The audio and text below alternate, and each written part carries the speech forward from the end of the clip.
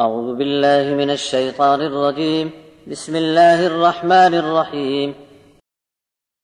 قل كفى بالله بيني وبينكم شهيدا يعلم ما في السماوات والأرض والذين آمنوا بالباطل وكفروا بالله أولئك هم الخاسرون ويستعجلونك بالعذاب ولولا أجل مسمى لجاءهم العذاب وليأتينهم بغتة وهم لا يشعرون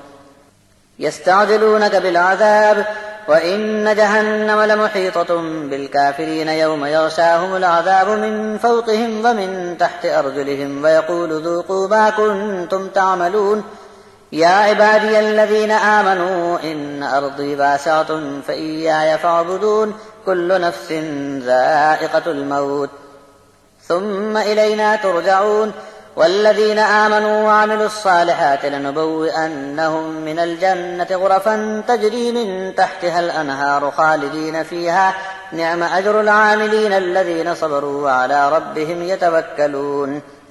وكأي من دابة لا تحمل رزقها الله يرزقها وإياكم وهو السميع العليم ولئن سألتهم من خلق السماوات والأرض وسخر الشمس والقمر ليقولن الله فأنى يؤفكون الله يبسط الرزق لمن يشاء من عباده ويقدر له إن الله بكل شيء عليم ولئن سألتهم من نزل من السماء ماء فأحيا به الأرض من بعد موتها ليقولن الله قل الحمد لله بل أكثرهم لا يعقلون آپ کہہ دیجئے کہ میرے اور تمہارے بیچ اللہ کافی گواہ موجود ہے، وہی اللہ آسمانوں اور زمین کی سب چیزوں کا علم رکھتا ہے۔ اب جو لوگ باطل پر ایمان لا کر اللہ کے انکاری بنتے ہیں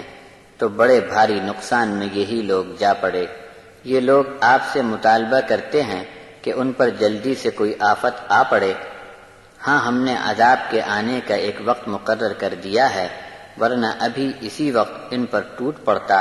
اور عذاب ان پر اس حال میں آئے گا کہ یہ لوگ بے فکری میں ہوں گے۔ ان لوگوں کو عذاب دیکھنے کی بڑی جلدی ہے تو ان کو جان لینا چاہیے کہ جہنم نے انکاری لوگوں کو اچھی طرح گھیر رکھا ہے۔ جس دن عذاب ان کو گھیر لے گا تو ان کی یہ حالت ہوگی کہ اوپر اور نیچے سے عذاب ان پر چھا جائے گا، یہاں تک کہ ان کے پاؤں کے تلوے بھی عذاب میں ڈھک چکے ہوں گے، اور ان کو ذلیل کرنے کے لیے اعلان بھی ہوتا رہے گا کہ اپنے برے عمل کی سزا چکھتے رہو۔ اے میرے ایمان والے بندو، میری زمین میں کھلاوٹ موجود ہے، بندگی صرف میری ہی کرتے رہنا۔ ہر کسی جاندار کو موت کا مزہ چکھنا لازمی ہے، پھر تم سب کے سب ہماری طرف لوٹائے جاؤ گے۔ اور جو لوگ ایمان لا کر اور نیک عمل کر کے مرے ہوں گے، ہم ان کو جنت میں بہت اچھی اچھی عمارتوں میں جگہ دیں گے، جس میں بالا خانے اور جھروکے ہوں گے، اور قیام گاہوں کے نیچے بہتی نہریں ہوں گی، اور رہنے کا ہمیشہ ہمیشہ کے لیے انتظام ہوگا۔ نیک عمل کرنے والوں کے لیے انعام سے بھرپور کیا اچھا اجر ملا ہے۔ یہ وہ لوگ تھے جو صبر سے ڈٹے رہے اور اپنے پروردگار پر بھروسہ کرتے ہوئے حالات کا مقابلہ کرتے رہے۔ کتنے جاندار ایسے ہیں جو اپنا رزق اٹھائے اٹھائے نہیں پھرتے، اللہ ان کی ضرورت کے مطابق برابر رزق عطا فرماتا ہی رہتا ہے،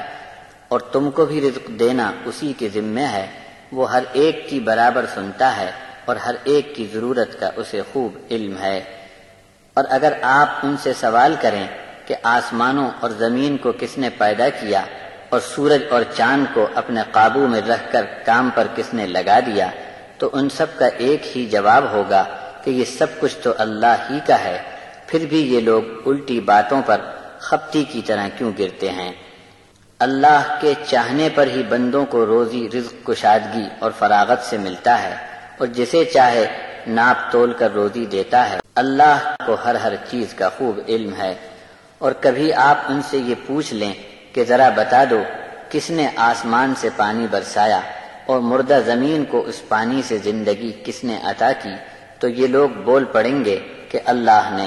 آپ فرما دو الحمدللہ، سب تعریف سب خوبیاں اللہ کے لیے خاص ہیں، اسی لیے تمہارے منہ سے یہ جواب نکلا، پھر بھی ان کی اکثریت بے عقلی کے کاموں میں مبتلا ہے۔